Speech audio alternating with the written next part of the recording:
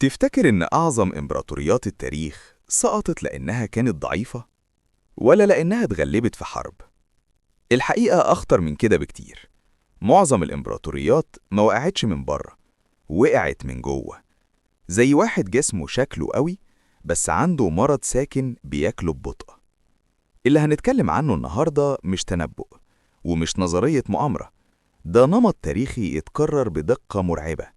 والنمط ده دمر روما، أسبانيا، بريطانيا والاتحاد السوفيتي، وفي مؤشرات بتقول إنه بيتكرر دلوقتي قدام عينينا.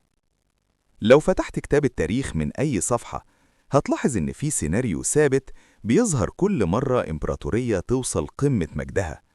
الانهيار ما بيبدأش بغزو ولا بيبدأ بدبابة، بيبدأ بقرار اقتصادي شكله بسيط لكن عواقبه قاتلة.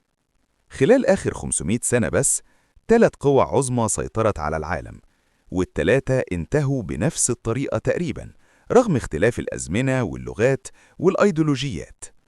روما، البداية الحقيقية للنمط. الإمبراطورية الرومانية حكمت العالم المعروف أكتر من 500 سنة، مش بالسيف بس، لكن بنظام اقتصادي الناس واثقة فيه. الدينار الروماني كان فضة نقية، والتاجر والفلاح والجندي كانوا عارفين إن العملة اللي في إيدهم ليها قيمة حقيقية. لكن المشكلة إن الإمبراطوريات مكلفة، كل توسع معناه جيوش أكتر، حصون أكتر، طرق أطول، ومصاريف ما بتقفش. وفي لحظة الضرايب ما بقتش تكفي، فروما عملت اللي كل إمبراطورية مفلسة بتعمله، خفضت قيمة العملة. في الأول 10% بس، فرق بسيط شكله مش مؤذي، لكن التضخم اشتغل، والأسعار بدأت تطلع، والثقة بدأت تهتز. بعدها بسنين قليلة الدينار اللي كان فضة نقية بقى مجرد معدن رخيص متغطي بطبقة فضة. النتيجة؟ الجيش رفض يقاتل، المزارعين رفضوا يبيعوا، والاقتصاد دخل في شلل كامل. ولما العملة ماتت الإمبراطورية ماتت معاها، مش لأن الجرمان كانوا أقوى، لكن لأن روما ما بقتش قادرة تدفع لجيوشها. إسبانيا، فلوس كتير وقيمة أقل. نقفز 1000 سنة لقدام. إسبانيا في القرن ال16 كانت أغنى دولة في العالم، فضة داخلة زي السيل من العالم الجديد، سفن بتملى الخزاين، وعملة إسبانية بقت أول عملة عالمية حقيقية. لكن الفلوس الكتير ليها لعنة، لما المعروض يزيد القيمة بتقع. إسبانيا غرقت أوروبا بالفضة، فالأسعار انفجرت، والتضخم ضرب في كل حتة. الأسوأ من كده إن إسبانيا ما كانتش بتنتج، لا صناعة ولا زراعة ولا ابتكار، كل اعتمادها كان على الاستيراد والحروب. ولما الفلوس خلصت الديون انفجرت، والإفلاس بقى واقع. 4 مرات إفلاس في 40 سنة، وإمبراطورية كانت ماسكة نص ثروة العالم وقعت بسبب الصرف والديون. بريطانيا، إمبراطورية على الورق. نروح للقرن العشرين. بريطانيا في قمة مجدها، ربع سكان الأرض تحت حكمها، والجنيه الاسترليني هو عملة العالم. لكن الإمبراطورية كانت مبنية على ديون، والحرب العالمية الأولى كسرت العمود الفقري للنظام.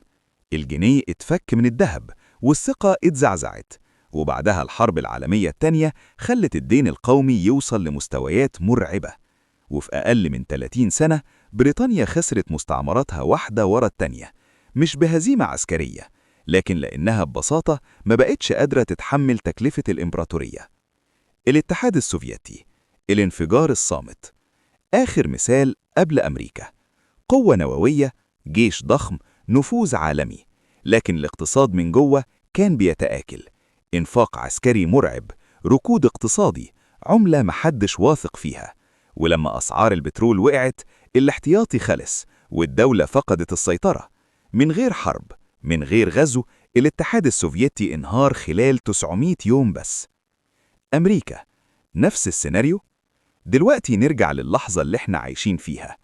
أمريكا عندها وجود عسكري في كل حتة، ديون تاريخية، ودولار غير مدعوم إلا بالثقة.